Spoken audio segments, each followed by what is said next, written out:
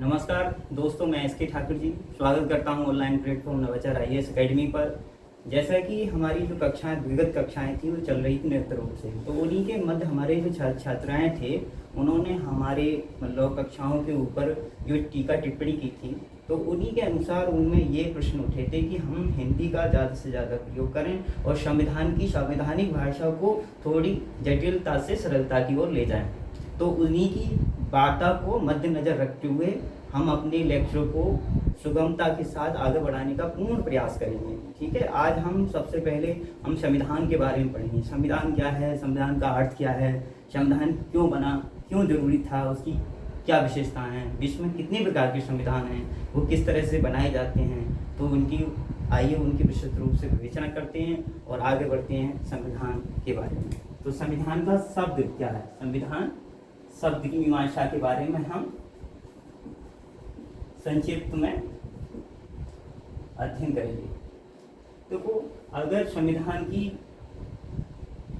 हिंदी में बात करें तो शासन करने के सिद्धांत, शासन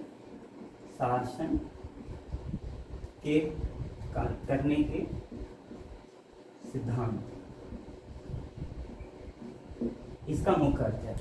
अगर वही हम अंग्रेजी में बात करें, थोड़ा अंग्रेजी का भी यहाँ पर उठा लेते हैं, कॉन्स्टिट्यूशन। ये शब्द जो है लैटिन भाषा के कॉन्स्टिट्यूट शब्द से मतलब लिया गया है, तो इसका भी अर्थ ये होता है rule of governance. Rule of governance लिखने की आवश्यकता नहीं है, केवल समझने के लिए है, क्योंकि हम हिंदी भाषी लोग हैं, सब हिंदी में ही जितना हो चर्चा करेंगे।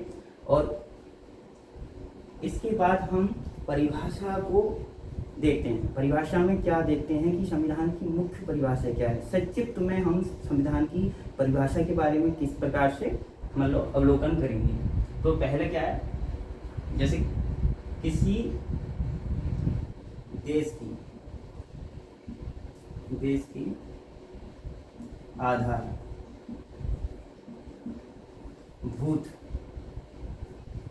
साधन या कानून के द्वारा शासन व्यवस्था चलाई जाती है। मतलब कहने का तात्पर्य यह है, जैसे किसी देश का आधारभूत साधन भी हो सकता है, कानून या कानून हो सकते हैं, जिसके माध्यम से किसी देश की शासन व्यवस्था चलाई जाती है, उसी को हम क्या बोलेंगे, संविधान बोलेंगे। के माध्यम से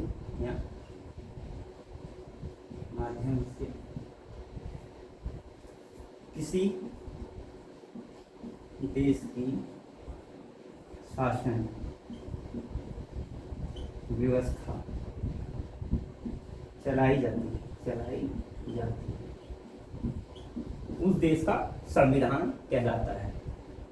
तो यहाँ पर मुख्य क्या है, शासन व्यवस्था और कानून और साधन, इनके माध्यम से किसी देश की शासन व्यवस्था चलाई जाती है, उसी को हम संविधान कहते हैं। तो संविधान, अब ये देखते हैं अगला पॉइंट उठता है कि संविधान क्यों आवश्यक है। तो उसकी विशेषता के बारे में हम अध्ययन करेंगे। देखो, पहली विशेषता के बारे में हम चर्चा करते हैं, क्यों आवश्यक है संविधान। दूसरी हेडिंग डालेंगे, संविधान क्यों आवश्यक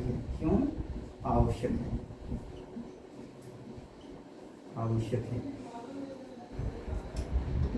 प्रथम, संविधान क्यों आवश्यक है। तो हम संविधान आवश्यक क्यों है, इसका पहला विशेषता के बारे में चर्चा करते हैं। तो पहला है शासन। देखो, संविधान में पहले ही शब्द आया था शासन, यहाँ पर क्या लिखा था, शासन व्यवस्था। तो पहले ही क्या होगी, शासन व्यवस्था को ही हम उठाएंगे बिंदु के रूप में। तो शासन को विकसित करने के लिए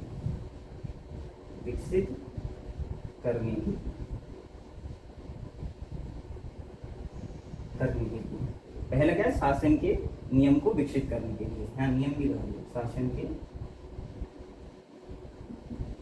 नियम को विकसित करने के लिए। दूसरा पॉइंट उठाते हैं, शासन किनके बीच में होगा, सरकार और नागरिकों के बीच में। तो दूसरा में पॉइंट उठाएंगे सरकार व नागरिकों के बीच भरोसा को विकसित करने के लिए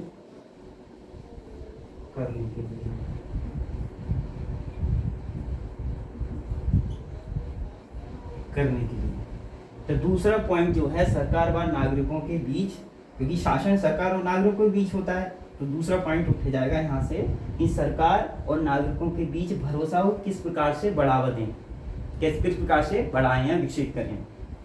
इसी के संदर्भ में तीसरा प्रश्न क्या उठेगा, सरकार जो है, देखो सरकार क्या होती है, सरकार मूल अधिकार देती है और फिर जो नागरिक होते हैं उनके मूल कर्तव्य होते हैं, तो उनके एक दूसरे के बारे में अवगत कराना भी एक शासन व्यवस्था का एक महत्वपूर्ण अंग है।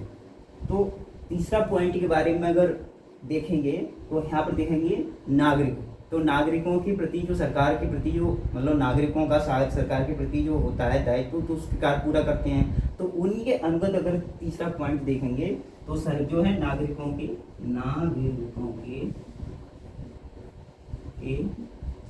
शोषण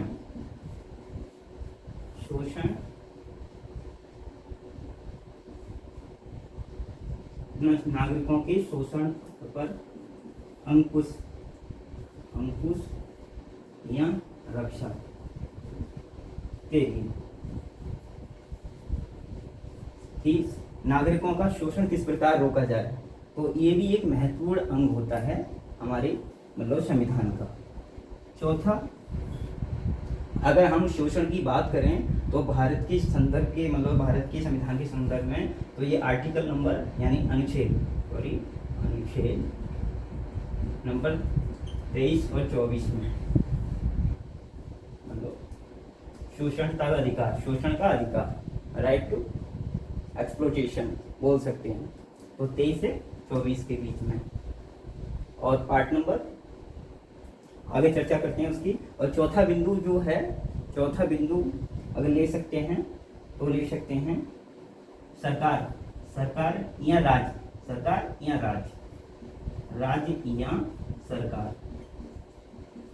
सरकार की निरंतरता पर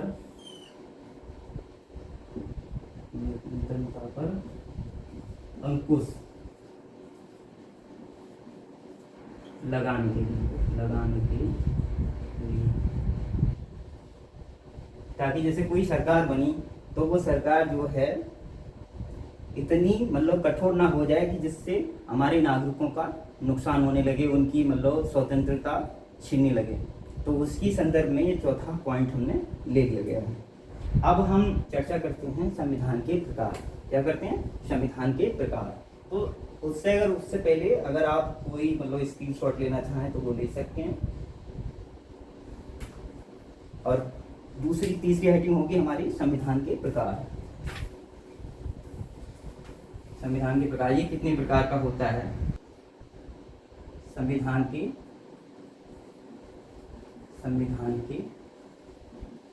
प्रकार।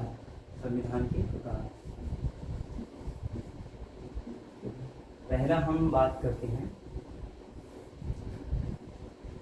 लिखित संविधान के बारे में। लिखित संविधान,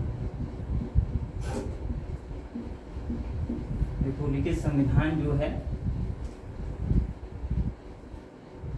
उदाहरण इसका लेंगे हम अमेरिका यानी यूएसए। ये कितने में बना था? मतलब लागू हुआ था 1789 में। कितने में? 1789 में। और ये विश्व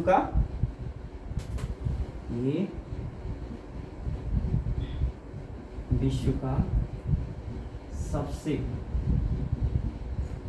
पुराना लिखित संविधान है। पॉइंट क्या है इसका?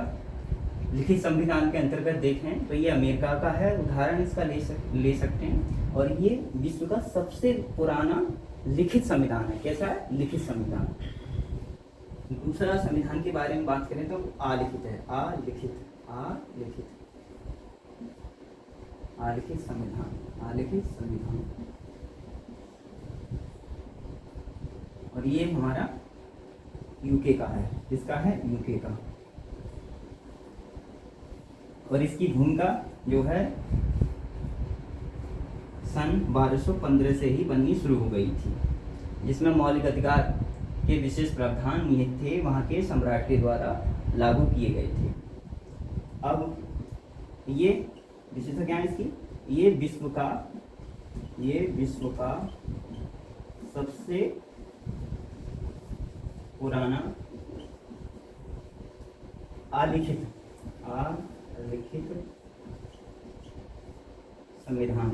संविधान।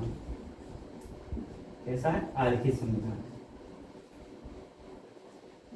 तो अगर आलिखित संविधान के संदर्भ की बात करें तो यूके का, यूनाइटेड किंगडम का आलिखित संविधान है। ये मतलब विश्व का सबसे पुराना आलिखित संविधान। तीसरे संविधान में बनता है, कौन सा है? जो संविधान सभा के द्वारा विकसित होता है। संविधान तीसरा रूप है संविधान सभा के द्वारा विकसित।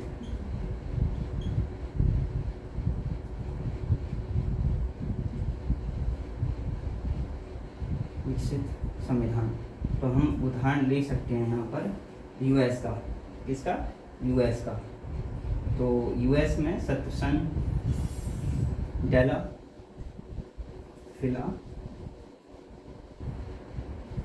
डेल्फिया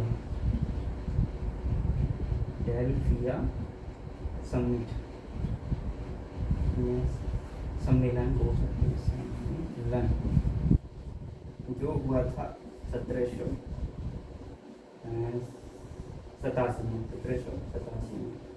और दूसरा उदाहरण इसका लेंगे हम इंडियन कैबिनेट प्लान जो बना था सन 1940 में। ये संविधान सभा के द्वारा विकसित के आधार पर बनाया जाता है। इसका चौथा रूप है समय के साथ विकसित। समय के साथ विकसित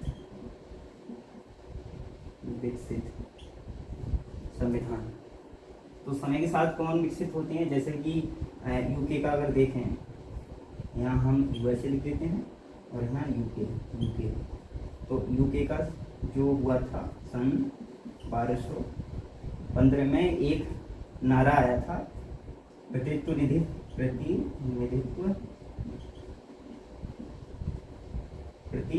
नहीं तो कर नहीं। ठीक। और पांचवा अगर इसका पॉइंट देखते हैं, कठोर।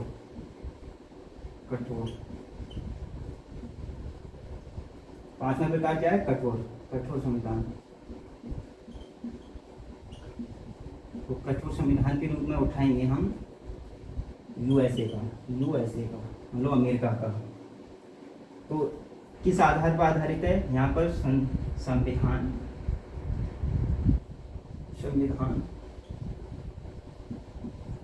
संशोधन, संविधान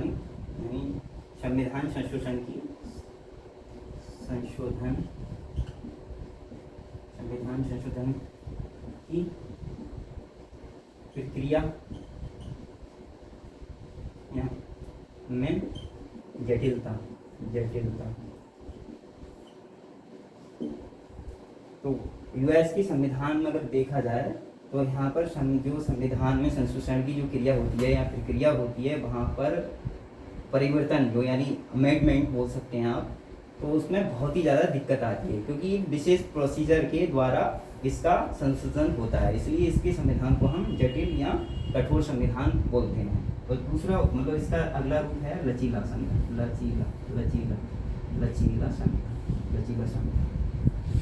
तो लचीला संविधान के बारे में मतलब उसका उदाहरण के बारे में चर्चा करेंगे तो जो है यूके का, क्या है, यूके का। तो यूके में जो होता है संविधान यानी संवैधानिक, ऐसे बोल सकते हैं, संवैधानिक संशोधन की क्रिया, संशोधन की प्रक्रिया जो होती है बहुत सरल होती है। क्या होती है? प्रक्रिया बहुत सरल होती है, सरल होती है, आसानी से संशोधन हो जाता है, सरल होती है। इसलिए इसके संविधान को हम बोलते हैं लचीला थोड़ा संविधान। अब हम भारत के संदर्भ में देखें तो भारत का संदर्भ में, भारत की संदर्भ में यानी भारत का संविधान जो वो इन प्रकारों में से वो कौन से प्रकार पर निर्भर करता है। तो हमने अपने अध्ययन से पता करेंगे कि जो हमारा भारत की संविधान है वो इन दोनों का मिश्रण रूप है। क्या है? मिश्रण रूप है। कैसा है? मिश्रण रूप है भारत का संविधान, भारत का संविधान। तो इसके बारे में हम अभी चर्चा करते हैं।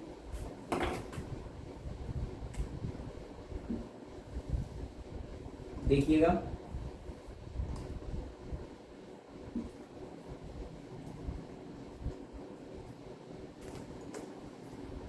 भारत का संविधान, भारत का संविधान। तो भारत का संविधान जो है इसकी विशेषता देखेंगे। अभी तक हमने ये प्रकार देखे थे, उनमें कितने प्रकार इसमें से हमारे सम्मिलित होते हैं, मतलब मैच होते हैं। प्रथम देखेंगे कि भारत का जो संविधान जो है लिखित संविधान। कैसा? लिखित संविधान, लिखित संविधान, संविधान है लिखित संविधान। दूसरा अगर देखेंगे तो यहाँ पर जो संवैधानिक, संवैधानिक संशोधन की, संशोधन की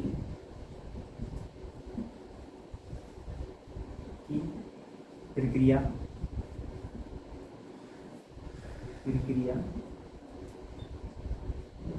संविधान सभा के द्वारा होती है, के द्वारा होती है। ठीक है। तीसरा पॉइंट देखते हैं, यानी दूसरे में यही देखते हैं, हमने मतलब पढ़े हुए अब तक हमने जो 6 प्रकार पढ़े थे उनमें हमारा दूसरा पॉइंट ये लिया था भारत के संदर्भ में कि संवैधानिक संशोधन की प्रक्रिया है वो संविधान सभा के द्वारा होती है। और तीसरा पॉइंट लिया जाता है कि भारत का संविधान, भारत का संविधान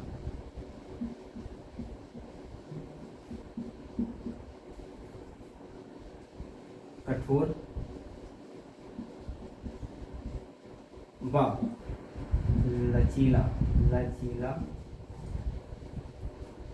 का मिश्रण है, क्या है? मिश्रण है। यानी तीसरा पॉइंट ये दिखता है कि भारत का संविधान जो है कठोर व लचीला संविधान का मिश्रण है। अब हम भारत की जब संविधान की बात हो रही है तो भारत का संविधान किस तरह बना, उसकी किस तरह से भूमिका तैयार की गई, तो इसी के संदर्भ में भारत के संविधान के इतिहास की ओर बढ़ते हैं। तो उसमें सबसे पहले हम पढ़ेंगे 1773 का एक्ट। भारत का संवैधानिक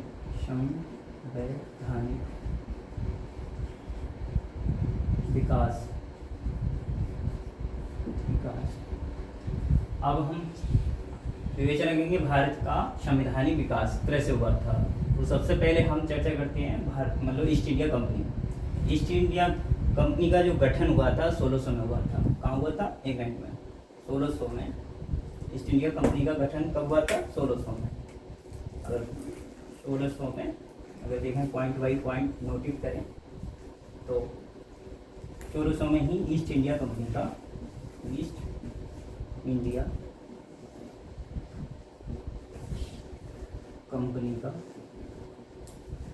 गठन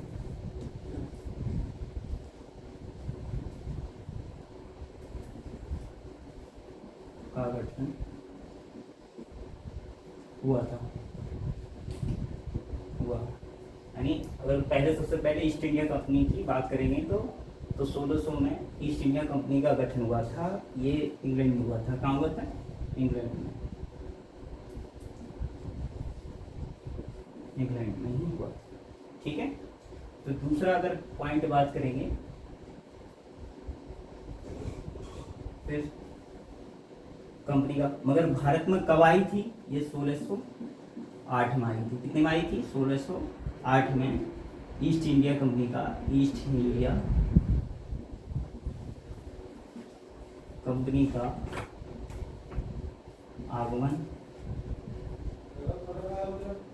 आगमन भारत में हुआ।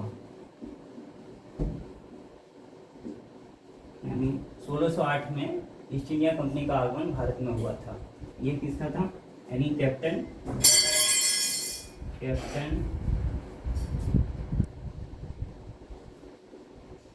हॉकिंस था इसका। कौन था? कैप्टन हॉकिंस था। और फिर बाकी बात 1600 यानी 1757 में प्लासी का युद्ध हुआ।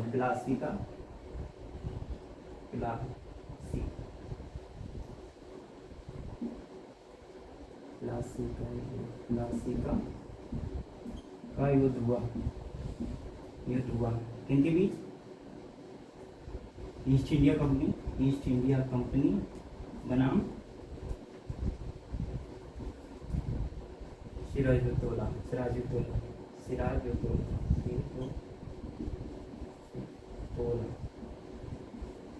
ये मत हुआ था, जिसमें ईस्ट इंडिया कंपनी विजय हुई। जिसमें ईस्ट इंडिया कंपनी की विजय हुई। इसकी ईस्ट इंडिया कंपनी की विजय हुई। फिर 1764 में बक्सर का युद्ध हुआ। बक्सर का युद्ध।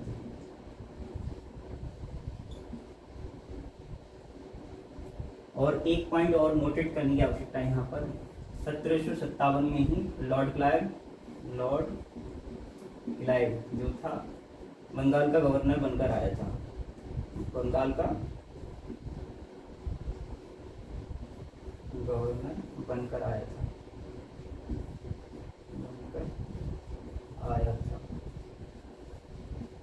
ठीक। तो यानी 1764 में बक्सर का युद्ध हुआ। किन किन के मध्य हुआ था? ईस्ट इंडिया कंपनी बनाम बंगाल, अवध और दिल्ली, जिसमें ईस्ट इंडिया कंपनी की विजय हुई। क्या हुई? ईस्ट इंडिया कंपनी की विजय हुई। फिर जब ईस्ट इंडिया कंपनी की विजय हुई तो इसी के दौरान 1765 में इलाहाबाद संधि हुई।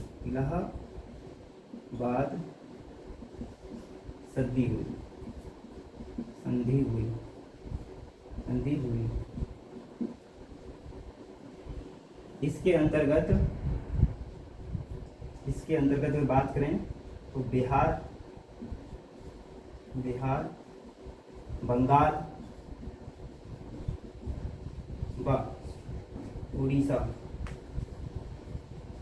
उड़ीसा का राजस्व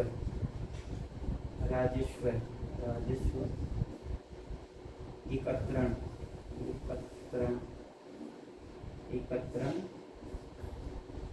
जो है वो कंपनी के पास चला गया था। एकत्रण कंपनी के पास चला गया था। कंपनी के पास चला गया था। यहीं से ही दोहरे शासन प्रणाली यानी दोहरा शासन पद्धति का प्रारंभ हुआ था। यहीं से दोहरी शासन व्यवस्था का प्रारंभ हुआ था।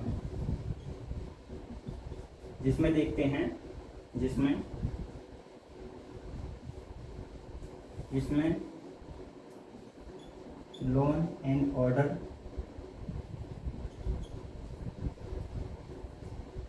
स्थानीय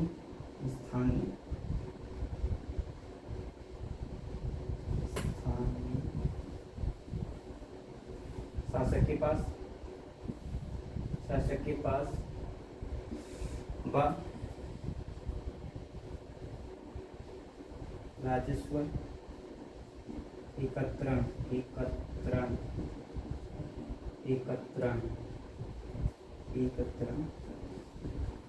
जो है कंपनी के पास चला गया, कंपनी के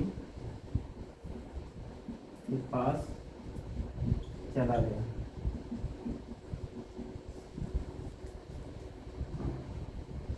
देखो, यानी 1765 के अंतर्गत की बात करें तो इलाहाबाद संधि हुई थी, जिसमें बिहार, बंगाल व उड़ीसा का राजस्व एकत्रण कंपनी के पास चला गया था। यहीं से दोहरी शासन व्यवस्था का प्रारंभ हुआ था। कब हुआ था? 1765 में, जिसमें दोहरी शासन व्यवस्था के अंतर्गत बात करें, जिसमें लॉ एंड और ऑर्डर, मतलब लॉ एंड ऑर्डर लोकल राजा के पास चला गया था, और राजस्व एकत्रीकरण मतलब रेवेन्यू कलेक्शन कंपनी के पास चला गया था। अब इसके बाद हम संविधान के मूलभूत इकाई, यहाँ से भारतीय संविधान की मुख्य भूमिका बनती है और लिखा जाता है, 1773 की चर्चा करते हैं। रेगुलेट एक्ट 1773 की चर्चा करते हैं। आइए समझते हैं कि संविधान मतलब रेगुलेटिंग एक्ट के बारे में। तो रेगुलेटिंग एक्ट क्यों बना, ये कौन सा एक्ट था, किस प्रकार इसकी क्या विशेषता थी, इसके अंतर्गत कौन कौन से कार्य संपन्न हुए थे, इसके बारे में हम विशेष रूप से विवेचना करते हैं। तो पहली एक्टिंग है हमारी 1773 रेगुलेटिंग एक्ट, 1773 रेगुलेटिंग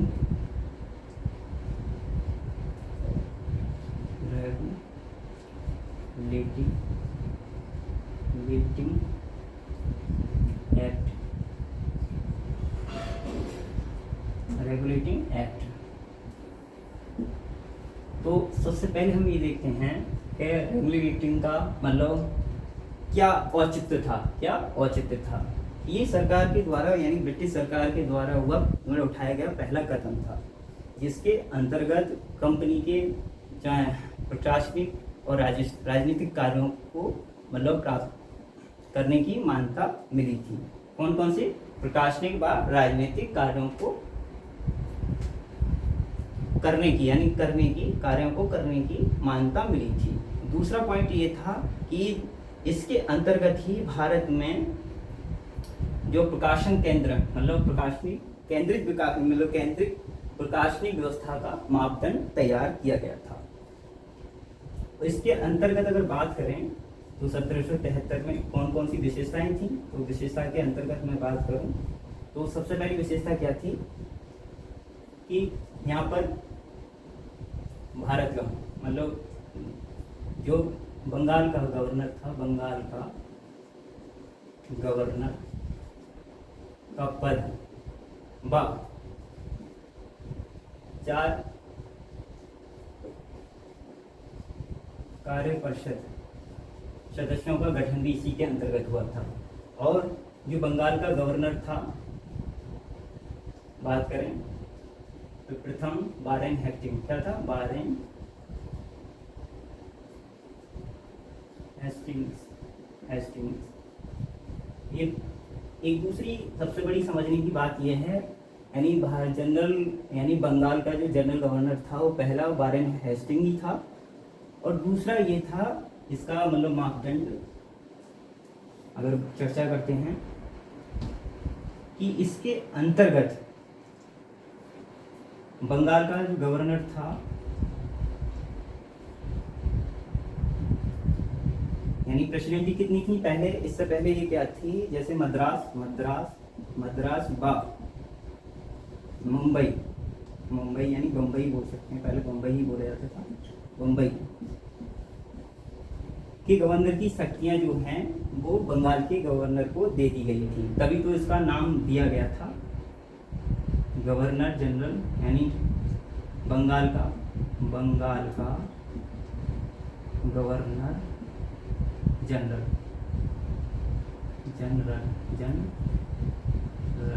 ठीक।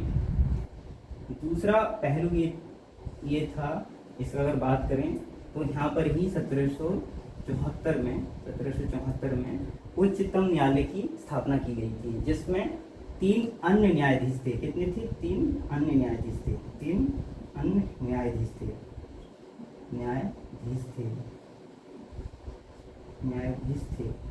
कितने थे? 3 अन्य न्यायाधीश थे। और अगला अगर इसका पॉइंट बात करें, इस एक्ट के थ्रू, तो यहाँ पर भारतीय लोगों से कंपनी का जो निजी व्यापार था उस पर अंकुश लग गया था। जो कंपनी के निजी जो व्यापारी थे उनके जो व्यापार करने पर अंकुश लग गया था। दूसरा, भारत के लोगों से वो उपहार लेते थे, भेंट लेते थे, उस पर भी अंकुश लग गया था, यानी प्रतिबंध लग गया था। तो यहाँ पर यहाँ लिख सकते हैं, भारतीय लोगों से कंपनी के निजी व्यापार पर अंकुश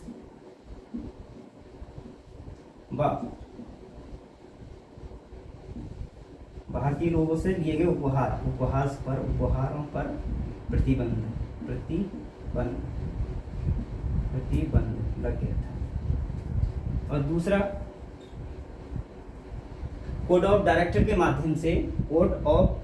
माध्यम से ब्रिटिश सरकार का जो है कंपनी के शासन पर प्रतिबंध जो था, नियंत्रण, वो बहुत ही सख्त हो गया था। क्या हो गया था? बहुत ही सख्त हो गया था। और राजस्व,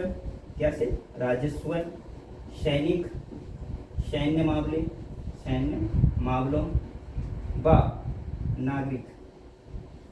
नागरिक संबंधित जितने मामले थे उनकी जो सूचना ब्रिटिश सरकार को देना अनिवार्य हो गया था। क्या हो गया था? अनिवार्य हो गया था। तो पहली अगर हम बात करें तो इसमें क्या हुआ था, जो जनरल यानी बंगाल का गवर्नर था, वो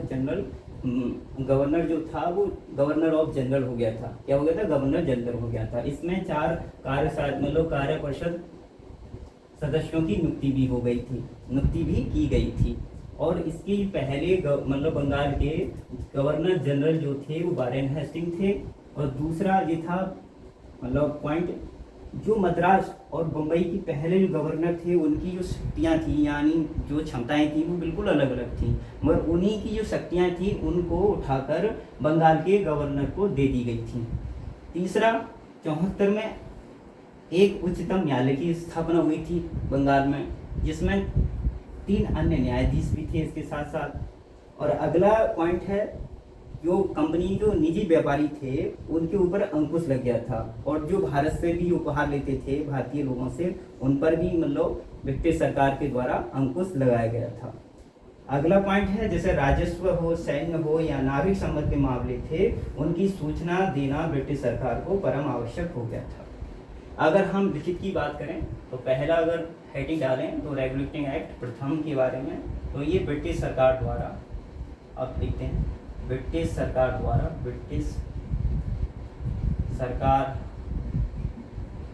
द्वारा उठाया गया पहला कदम था, जिसके माध्यम से कंपनी के प्रशासनिक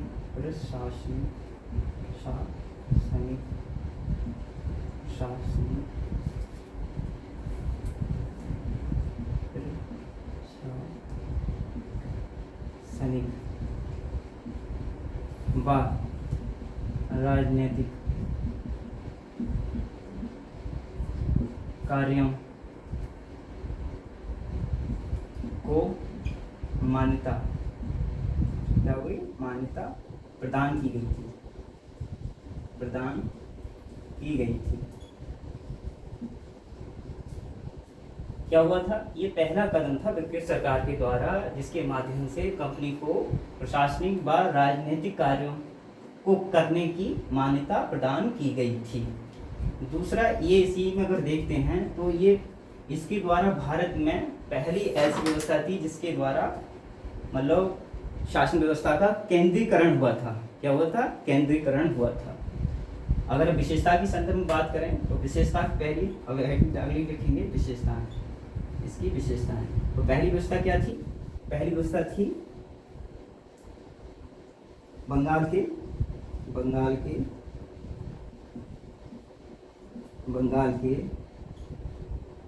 गवर्नर जनरल का पद, बंगाल के गवर्नर जनरल का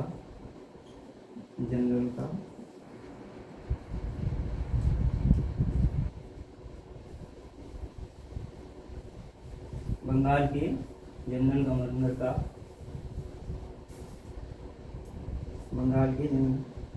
का पद व 4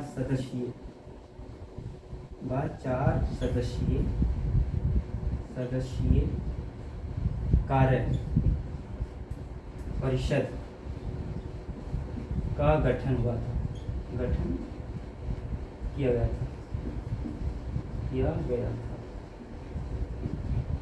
था व पहले गवर्नर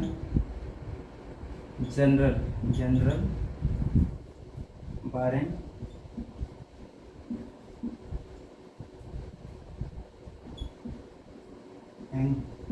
एक्शन थे। दूसरी विशेषता के अंतर्गत बात करें तो मद्रास व बम्बई के गवर्नरों की यानी ऐसे बोल सकते हैं, मद्रास व मुंबई के गवर्नर की शक्तियां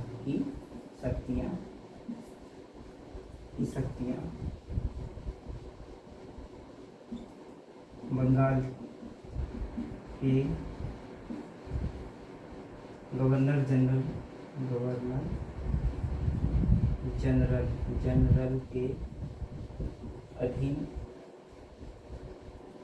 हो गई थी।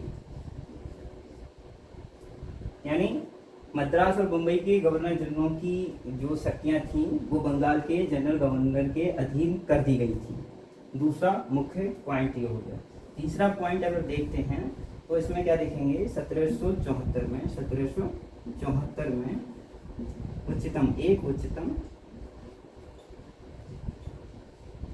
उच्चतम न्यायालय की स्थापना की गई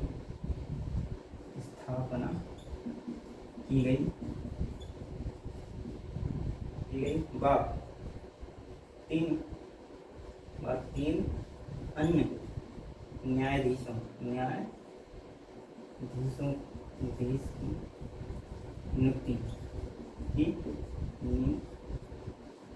नियुक्ति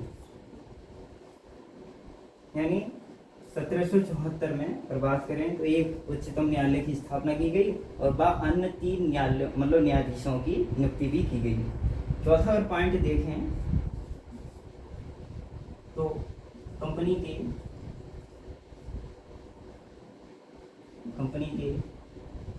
निजी व्यापार पर अंकुश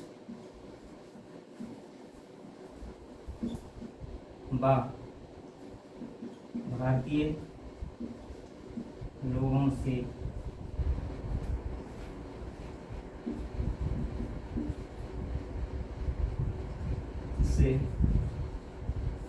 ली गई उपहारों पर प्रतिबंध लग गया। यानी प्रतिबंध लगाएगा।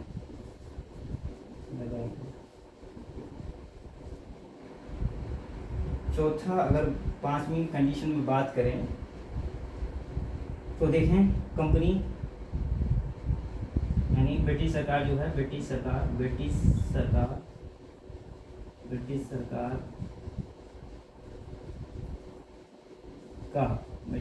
का कोड ऑफ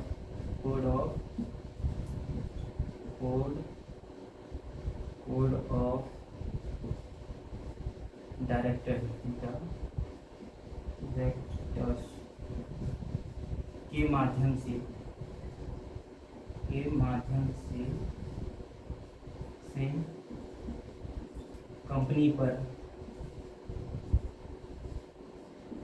कंपनी पर नियंत्रण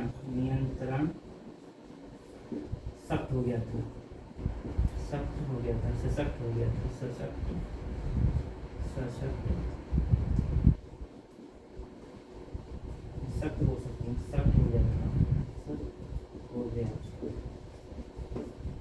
हो गया था। बा सैन्य नागरिक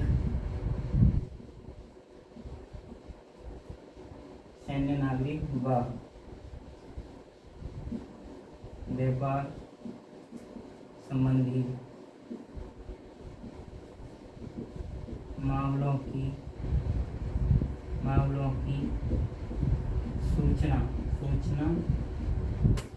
देना अनिवार्य हो गया था।